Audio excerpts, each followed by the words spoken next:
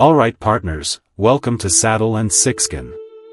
Are you fellas ready to dive into a tale of grit, survival, and a love that blossoms against the harsh backdrop of the Old West? This ain't your typical shoot 'em up, it's a story about broken souls finding solace and strength in each other. Now, before we get started, do us a favor and subscribe to Saddle and Sixskin, that way you never miss out on new stories. They'll sell me at dawn, but I can cook so clean. I'll be anything you need, begged the Comanche girl. Colorado Territory, March 1874. A high ridge of red dust loomed over the mining camp. Wind howled through the canvas tents, rattling tin pots and tugging at ropes with sharp cutting fingers. The ground was hard with frozen mud, the air bitter. Fires flickered low in rusty barrels, and the smell of coal smoke and sweat hung like a second sky. The Straten Ridge Mining Camp wasn't a place people arrived at by choice. It was where broken men dug through the earth for silver veins and stayed long enough to forget their names. It was a hard, unforgiving place, wasn't it? A place where dreams went to die and hope was a scarce commodity. But even in the darkest corners, a flicker of humanity can ignite, and that's precisely what we're gonna see unfold in this story. And it was where Nakos, 19, daughter of wind and wild prairie, had been brought under cover of night. She wore no shackles. None were needed. The look in the guard's eyes said enough. She was not there as a worker. She was property, temporary, replaceable.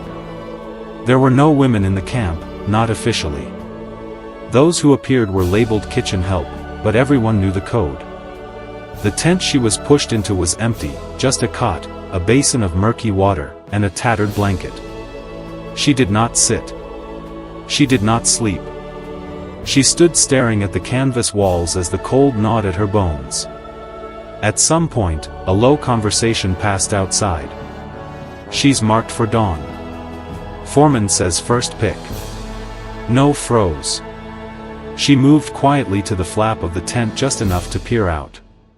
One of the guards held a clipboard. On it, a crude list of names. She saw hers. One. No, kitchen personal selection. Her breath caught. She had until morning. She waited until the fires dimmed and the camp settled into drunk stillness. Then she slipped barefoot across the frozen dirt, ducking between wagons and shadow. She knew where she needed to go. The far side of camp held the engineer's tent, larger, reinforced with wood slats and flanked by stacked crates of surveying equipment. The man inside was said to be important and more importantly not cruel. Thomas Beckett, 34, widower. Rumors called him strange, a man who talked to no one, who drank little, who still wore his wedding ring under his gloves. She crouched outside the tent for a long time, debating. Then she pushed open the flap. Inside, the air was warm. Dim lamplight spilled over drafting maps and tools. Thomas sat at a table, his back to her, scribbling on a long scroll with quiet precision. He wore a gray flannel shirt, rolled to the elbows, his sleeves stained with oil and soot. Ain't it something, how rumors can paint a man? Thomas, branded as strange, might just be the only sliver of hope Nakos has in this whole situation. Nakos stepped inside, her voice small but clear. "Sir," he turned slightly, surprised, his brow furrowed. She dropped to her knees. "They'll sell me at dawn," she whispered, her voice cracking. "But I can cook so clean. I will be anything you need." Thomas rose slowly. He studied her, not with hunger, not with anger, but confusion. He looked at her as if unsure she was real. She kept going, desperate. "You do not have to touch me.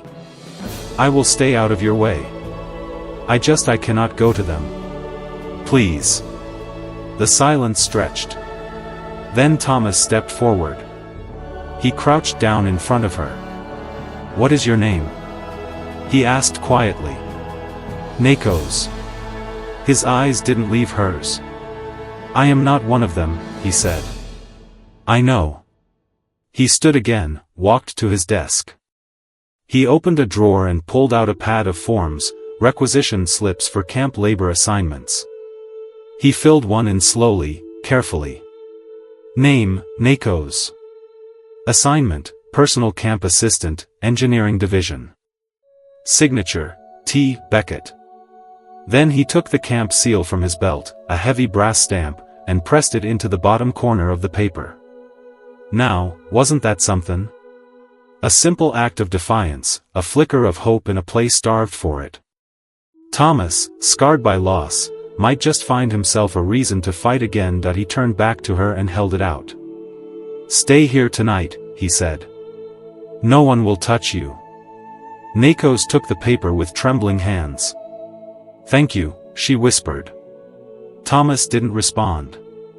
He returned to his table, sat down, and resumed writing.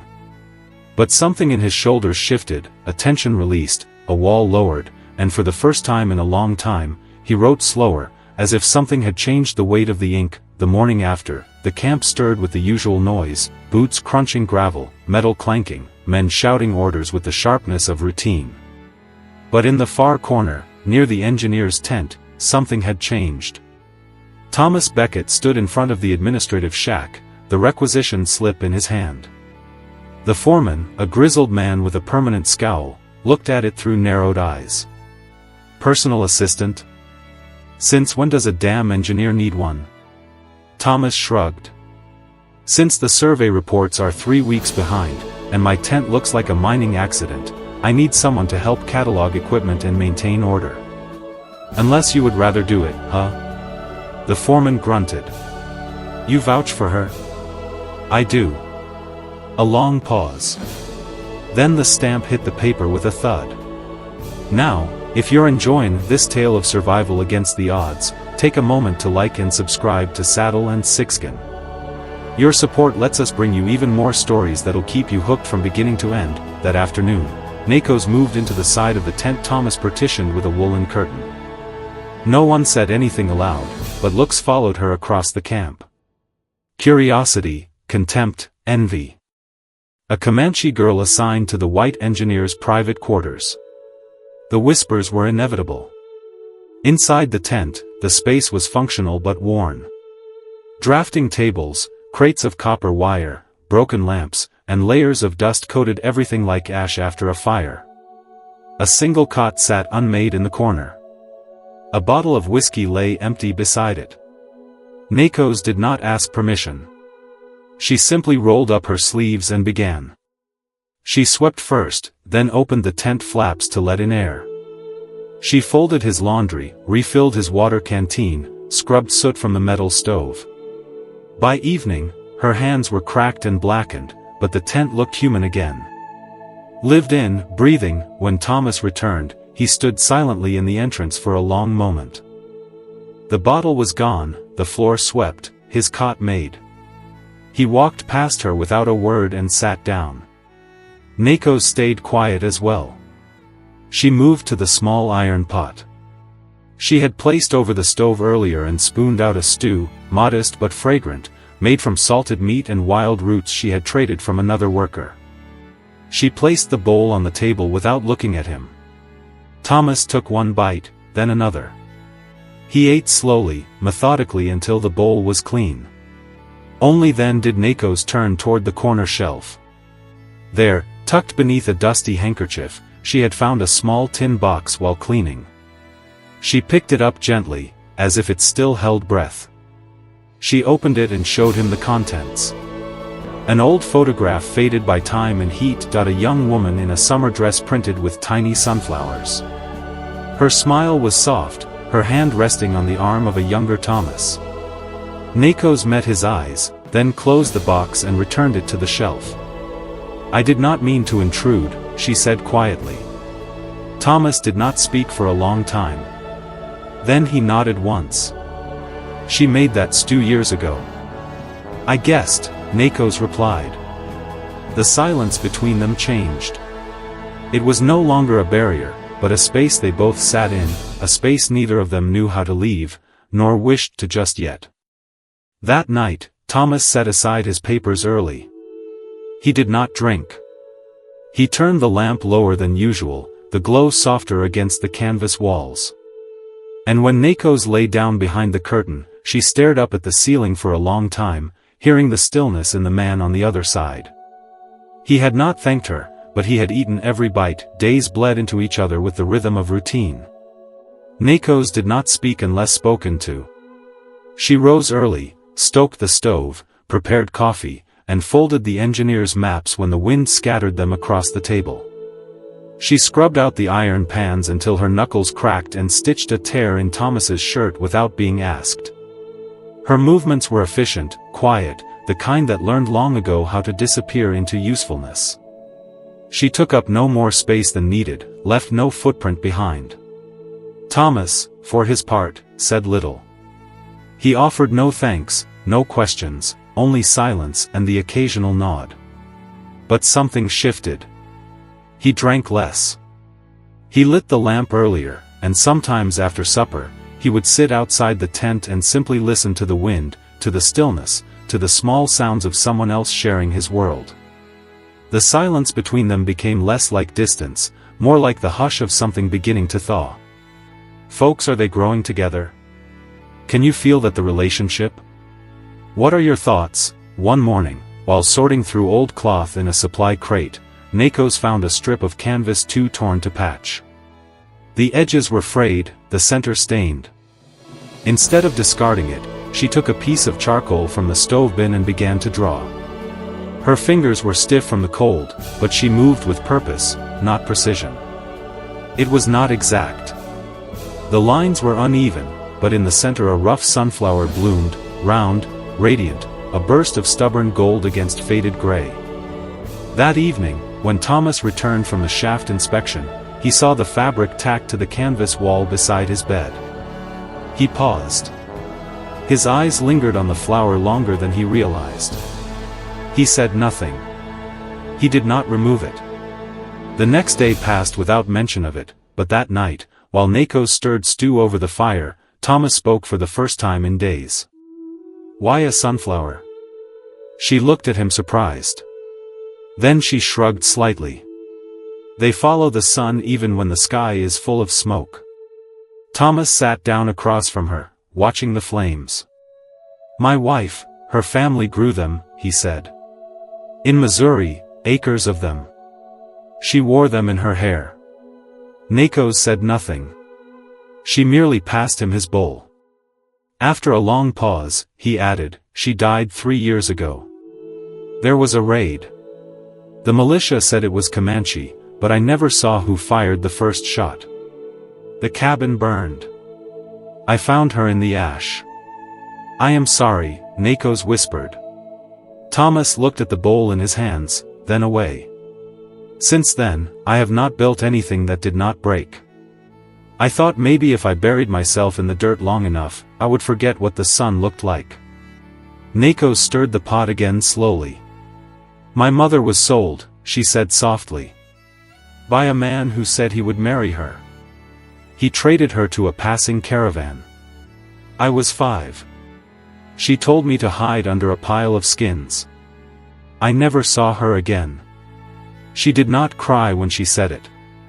She stared into the fire like it was the only thing that had ever stayed. "I have been to many places," she continued, "but never a home. Now, ain't that the truth? Two souls bound by shared trauma, find solace in the quiet company of each other." If this story hits you deep in your heart, remember to subscribe to Saddle and Sixskin for more tales of resilience and love. For a moment, neither spoke. The wind moved outside, brushing the tent flaps. The sunflower on the wall trembled like it too was listening. Thomas finished his stew in silence. When he was done, he placed the bowl aside and stood. He paused by the curtain that separated their sleeping spaces. "The canvas is yours," he said. "You do not have to ask permission to hang what you draw." Then he stepped behind the curtain and disappeared into the dark. That night, Nakos lay on her cot and stared at her drawing. The flower was crude, its petals jagged, its stem crooked, but it was there, still standing, still facing what little light there was. And for the first time, it felt like something she had planted had taken root. The mess tent reeked of grease and sweat, thick with a noise of boots, scraping wooden floors, and tin cups clanging on benches. Most of the miners had been drinking since sundown, celebrating a new silver vein struck near shaft 3. The laughter was loud, laced with something meaner than joy. Nakos kept her head down as she scrubbed a cast iron pot in the corner. Her fingers burned from the heat, the back of her neck prickled. She felt him before she heard him. A miner, broad-shouldered, sweat-stained, eyes red with liquor, leaned into her space, breath sour and hot. "Well, now look at this. The Comanche flower they gave to the engineer. Must be nice, huh? Sleeping your way into a tent like that." Nakos didn't respond. He grabbed her wrist. "I asked you a question." "I am not yours," she said evenly, trying to pull away. The room quieted as others turned to watch. Some laughed. A few looked uneasy. No one moved. The man twisted her arm harder. Nakos winced. "You think you're better than us, hiding behind that pretty boy Beckett?" Then, before she could react, he shoved her back against the table. Pots crashed. The basin spilled. Nakos gasped as the miner pressed closer, snarling. That was when the iron shovel hit him. Thomas had come through the side entrance, silent as snowfall. The blow landed clean across the man's back. Not enough to kill, but enough to send him crashing to the floor with a howl. He tried to rise. Thomas brought the shovel down again, once, hard, across the elbow. There was a sickening crack. The miner screamed. Chaos erupted. Some men shouted. One ran to fetch the foreman. Thomas stood over the crumpled body, chest heaving. His eyes were dark, unblinking. The shovel hung loosely in his hands, its edge smeared with blood. Nakos stood frozen, hair clinging to her damp face, breath shallow. Now, that's a moment of reckoning, wasn't it? Thomas, pushed to his limit, finally snaps. What's gonna be the fallout from this? Later, inside the administrative shack, the mine sheriff and 2 company men circled Thomas like wolves. He stood still, arms folded, eyes straight ahead. He was drunk, Thomas said. He grabbed her. I responded. You broke his damn arm, the sheriff snapped. He'll still be able to dig, Thomas replied. Don't get clever with me, Beckett. You think this is a city? You are not some union officer anymore. You cannot just lay a man out because you feel like playing hero. Thomas remained silent. One of the supervisors leaned forward. You are valuable, Beckett, but no one is irreplaceable, especially not over some camp girl. Thomas met his gaze without flinching. Then fire me. A long silence. Then the sheriff cursed under his breath. Hell with it. You are on warning. One more incident like this, you are gone. No severance. No escort. Thomas nodded once and walked out. Back at the tent, Nakos sat on the cot, her hands still shaking, her lips split. A bruise darkened her jaw. When Thomas stepped inside, she stood quickly. You should not have done that, she said. Her voice small. They will hate you now.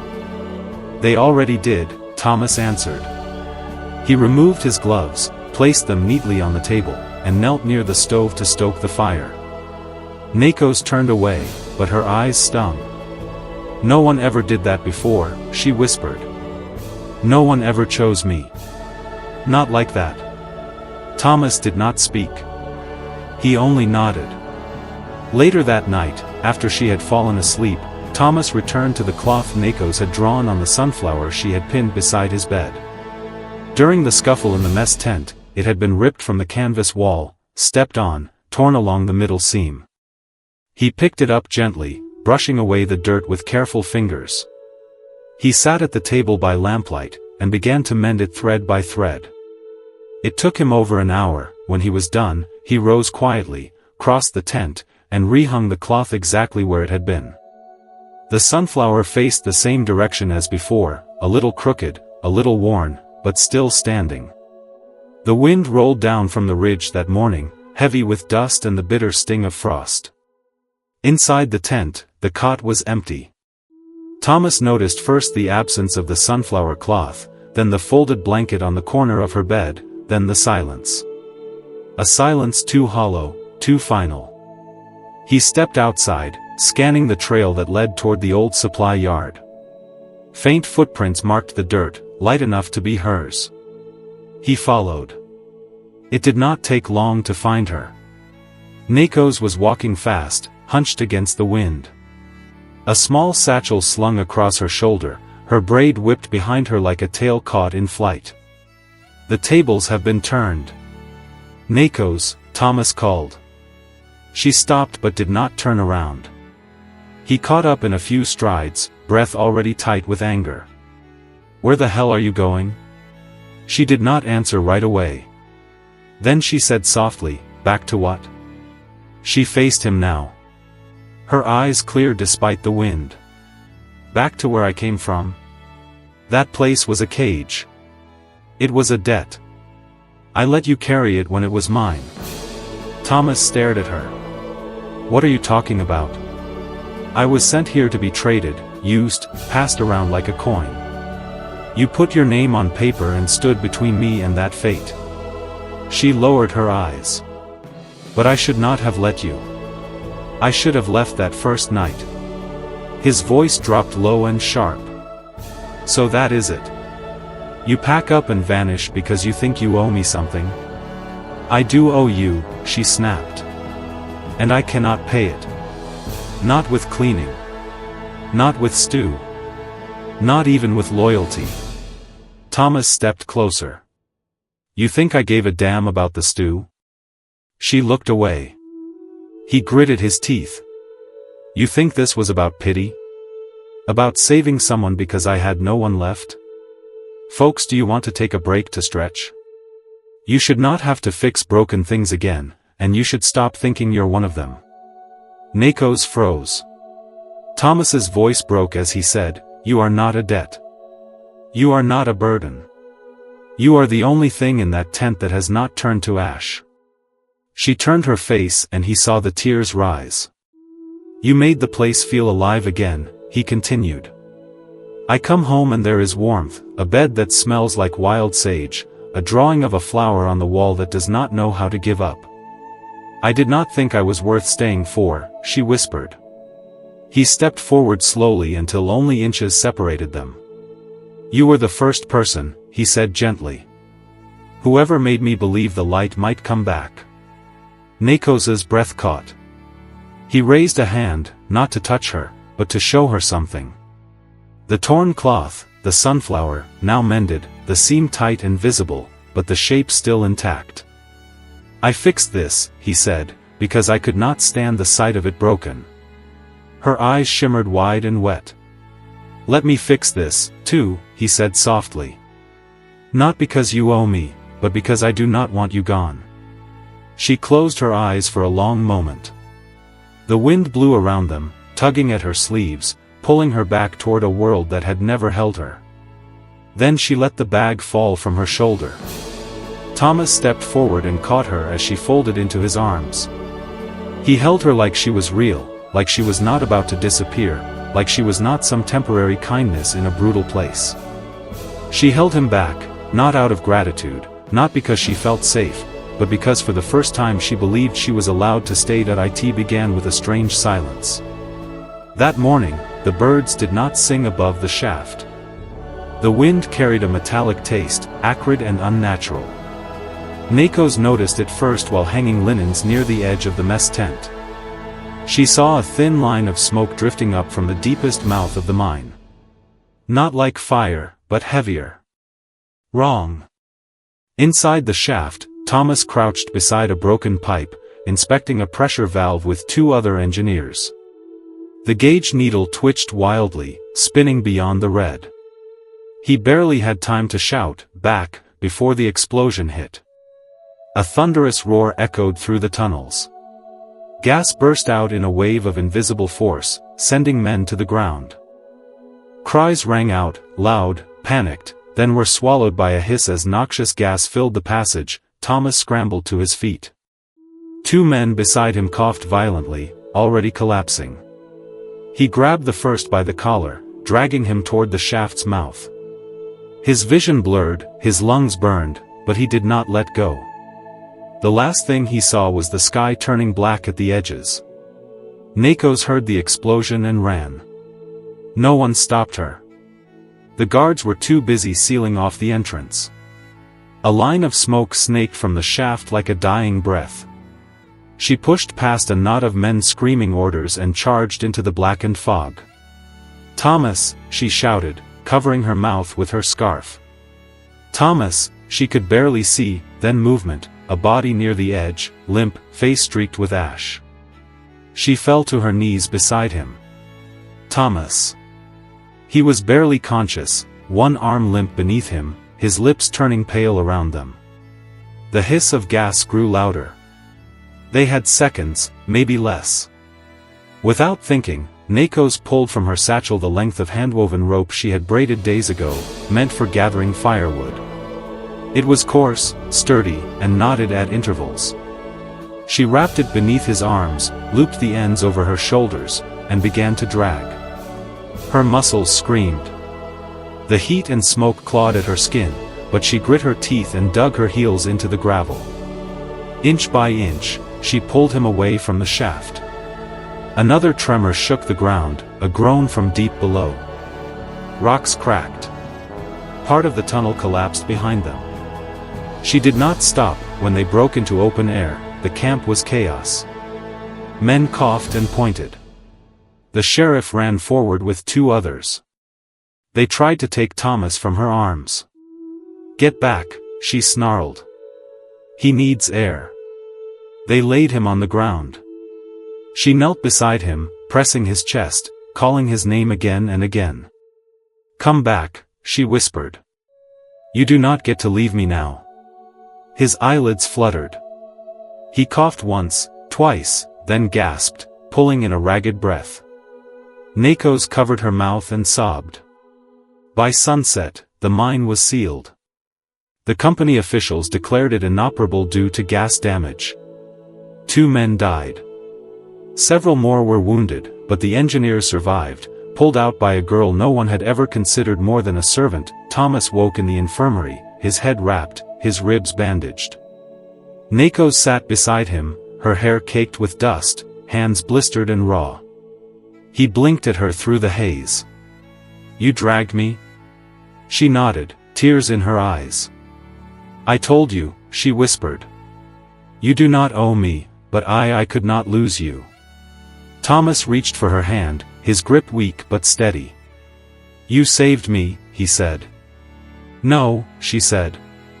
"We saved each other." A week later, the company offered Thomas a new post far north near a fertile plain where a new line would be laid, safer, cleaner, a chance to rebuild. He looked out the window at the gutted mine, then at Nakos. "Will you come with me?" he asked. She did not answer with words. She only reached for his hand and held it like a promise. Now, if this story's got you hooked, do us a favor and subscribe to Saddle and Sixskin. Don't forget to ring the bell so you never miss a new story. 6 months later, the earth was softer. The wind no longer carried the scent of smoke or sulfur. It rolled across the plains like a lullaby, stirring tall grass and sun-warmed air.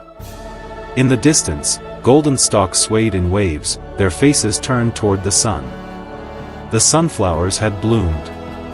Nakos stood barefoot at the edge of the field. A canvas bag of seeds slung over her shoulder. She wore a linen apron over her dress, a smear of dirt on her cheek. Her hands were already stained from planting, but she did not care. Her feet sunk slightly into the damp earth, grounding her, steadying her. She dropped to her knees and dug a small trench. With careful fingers, she placed the seeds in the dark soil one by one, then pressed earth over them, like tucking children into bed. Each motion was deliberate, sacred in its own way. It was the first time in her life she had ever planted something that was hers. Behind her, Thomas repaired the hinges on the small shed they had rebuilt together. His shirt was rolled at the sleeves, collar open, his skin sun-browned from weeks of labor. He worked quietly, methodically, as he always had, but now with a calmness Nakos had never seen in him back in the mines. There was no heaviness in his shoulders, no smoke in his eyes, only rhythm, only presence that he glanced up when he heard her laugh. A short, surprised burst of joy that rang across the clearing like wind chimes. Nakos had just noticed the first sunflower she had planted weeks ago had begun to open. Its petals, still curled at the edges, caught the light like fire. She looked back at him and grinned. Not with politeness, not with fear, with wonder. It was the kind of smile only children had, and she had never been allowed to be one. He walked over, knelt beside her in the dirt. "You did that," he said. "I didn't know it would feel like this." "Like what?" "Like staying still does not mean being trapped." Thomas reached out and brushed a loose strand of hair from her face. "You're not trapped." "I know," she said softer. "I think I finally believe it." Their new home was modest. One room, a wood stove, shelves lined with jars of wild honey and dried beans. Nakos painted the window sills yellow. Thomas carved her name into the doorframe just above his. It was the first time either of them had written something down, not to forget, but to honor. By the river bend, she opened a small teaching shed. She taught local women how to cook with root vegetables and herbs, how to make bone broth and corn cakes, how to stitch broken shirts and embroider meaning into every thread. They called her the Sunflower Girl. Thomas took odd engineering jobs for local farms, helped dig wells and mend broken bridges. He kept his tools in a small crate beside the bed, organized and oiled, but only opened it when truly needed. At night, they sat by the fire, no papers signed, no rings exchanged, only the sound of wind in the fields, and breath and peace. One evening, as they watched the sun dip below the horizon, Nakos rested her head on his shoulder. "You never asked me to stay," she said. Thomas smiled. "You never needed me to." "I still don't." "I know." She looked up at him, her eyes the color of riverstone. "But I want to." He kissed her forehead gently, and just like the flowers turning toward light they had never known, they stayed. The light outside the window was golden, soft as a whisper. It spilled across the wooden floorboards of their small home, catching dust motes midair like glitter trapped in honey. It warmed the journal that lay open on Thomas's lap, its pages curled slightly at the edges from use, from breath, from time. He sat by the window in the old oak chair Nakos had found at the trading post. The legs creaked slightly under his weight, but it had become his place where the wind spoke through the cracks in the pane, where the sunflower curtain fluttered gently like a heartbeat. On the desk beside him, a half-finished mug of tea cooled slowly, the steam rising and curling in the last light of the day. He held a pencil between stained fingers, strong, steady, but tender now in ways they never used to be. He wrote slowly, the strokes careful, deliberate. Each word was measured, as if he feared breaking the silence with anything untrue. "They said you were a girl they could sell. But you were the fire that made ashes bloom again. Who said you'd be anything I needed, but all I ever needed was someone who stayed." He paused and looked out the window. The field beyond was alive. A sea of sunflowers swaying in the breeze, their golden heads bobbing gently as if nodding in agreement. They had started as Nakos's quiet rebellion, planted one seed at a time in the ashes of a past neither of them wanted. Now they stretched to the horizon. Behind him, footsteps approached, soft, sure. Nakos entered, holding a bowl of roasted squash and sage. She placed it beside him, her movement graceful, practiced. Then she leaned against the window frame, her eyes falling on the open journal. "You are writing again," she said. Thomas nodded, not looking away from the view. "You told me not to let my hands forget how." She smiled, slow and full of something unspoken. "And are your hands remembering?" They are, he said, but they're not writing about the mines anymore. She moved closer, lowering herself to the floor beside him, resting her head gently against his knee. I never thought I'd have a place to return to, she said quietly. A place that waited for me, a stove, a name on the door, a man who smells like soil and sun. He looked down at her, brushing a callous thumb across her cheek. And now? Now, she whispered. I know, wherever there is you and flowers and firewood stacked by the door, that is where I bloom. Thank you for walking with us through the dust, the danger, and the quiet triumph of Thomas and Nakos. A love story born not from ease, but from endurance. From a girl they tried to sell to a woman who made a man remember what light felt like. If this story stirred something in you, a memory, a hope, a reminder that love does not always arrive loud, but sometimes in the form of someone who simply stays, then we have more stories to share. Subscribe to Saddle and Sixskin, where every week we bring you tales of devotion, redemption, and the kind of love that grows even from ash. Tap that subscribe button. Ring the bell so you never miss a story. Share this with someone who still believes home is not a place but a person. Until next time, stay brave, stay kind, and keep your heart open to stories that stir the soul.